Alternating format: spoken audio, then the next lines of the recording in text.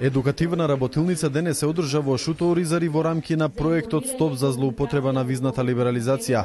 На граѓаните од ромска националност кои присуствуваа на работилницата им беа посочени најчестите грешки кои се прават при барање на азил и колку ваквите барања им штетат на нив како граѓани и на Македонија како земја.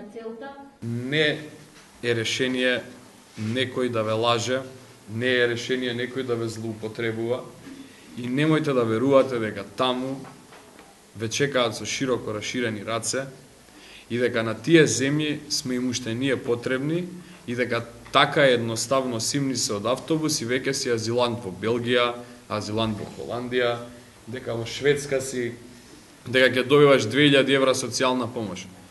Тоа се приказни за мали деца.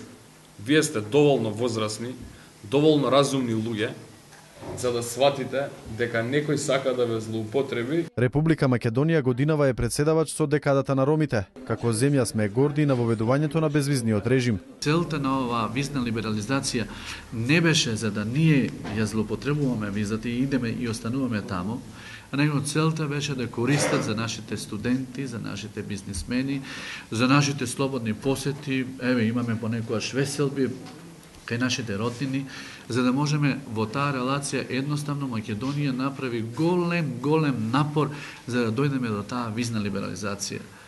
Министрите од владата на Република Македонија посочија дека имаат за цел да го зголемат бројот на добробити во кои уживаат граѓаните од ромското население и побараа поддршка и од самите граѓани во спроведувањето на замислената цел да се подобри статусот и ситуацијата на ромите во земјава.